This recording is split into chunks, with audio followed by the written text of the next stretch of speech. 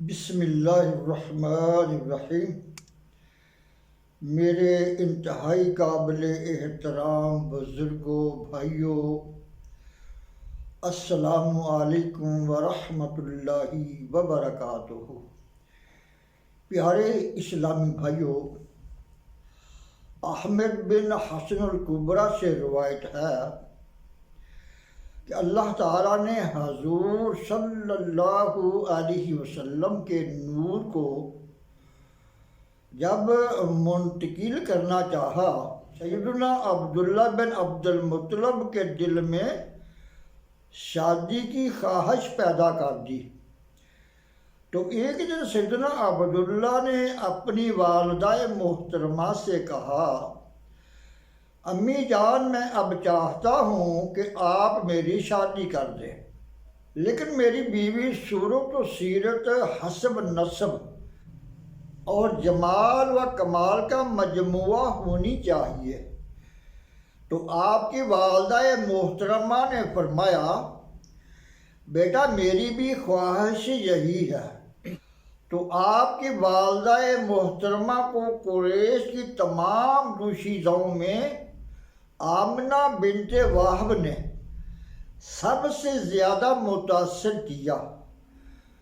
ماں نے بیٹے سے بات کی تو سیدنا عبداللہ نے عرض کی، امی جان آپ اچھی طرح سے تسلی کر لیجئے۔ تو آپ کی والدہ محترمہ دوبارہ گئیں۔ انہوں نے سیدہ آمنہ کو جی بھر کر دیکھا، معصوم چہرہ، شرمیلی آنکھیں اور باوقار سر تاپا، وہ کوئی جنت کی حور دکھتی تھی۔ آپ کی والدہ محترمہ نے رشتہ پسند کر لیا۔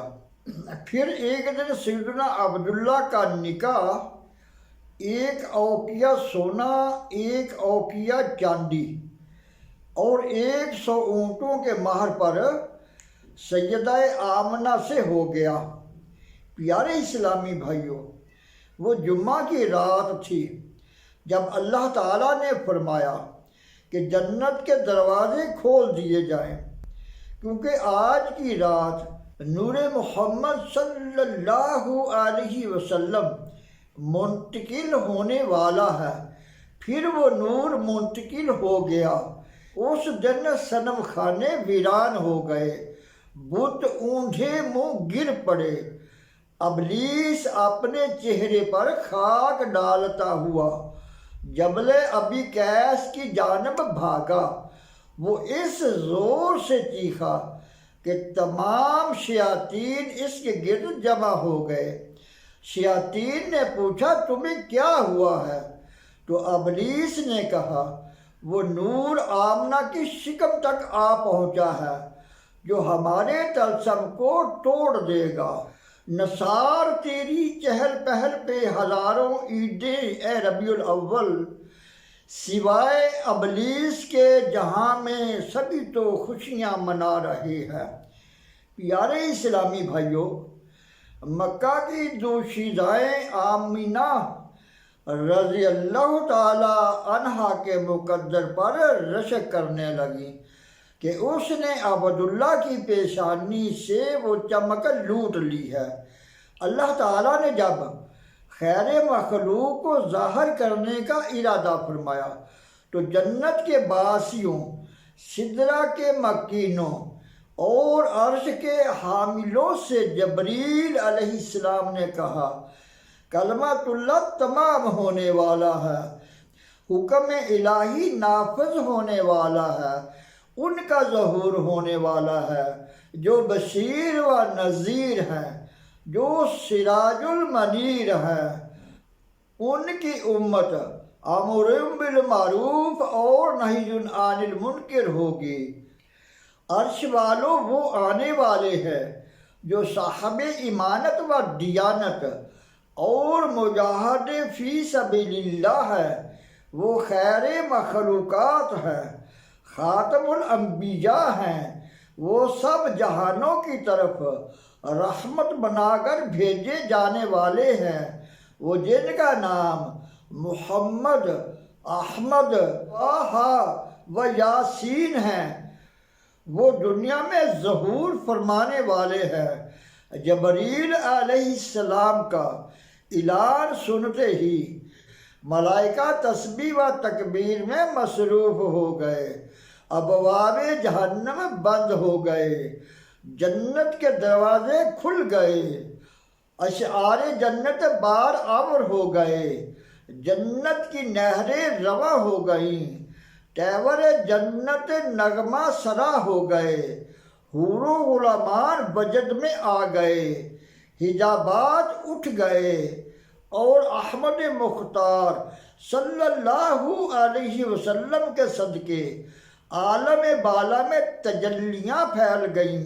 اللہ تعالیٰ نے جبریل علیہ السلام کو حکم فرمایا کہ 1,00,000 فرشتوں کو لے کر زمین پر جاؤ اور اہل زمین کو بشارت سنا دو کہ تمہیں پاک و صاف کرنے والا آ رہا ہے۔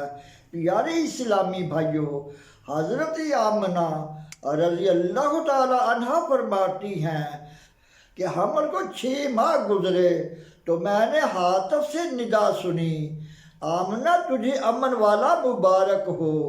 جب 7 ماہ گزرے تو حضرت عبد المطلب نے سیدنا عبداللہ سے فرمایا، خوشی کے لمحات آنے والے ہیں، ظاہر ہے کہ اس وقت ہمیں دعوت عام کرنا ہوگی، بیٹا تم طیبہ جاؤ اور وہاں سے عمدہ پھل اور مویشی خرید لاؤ۔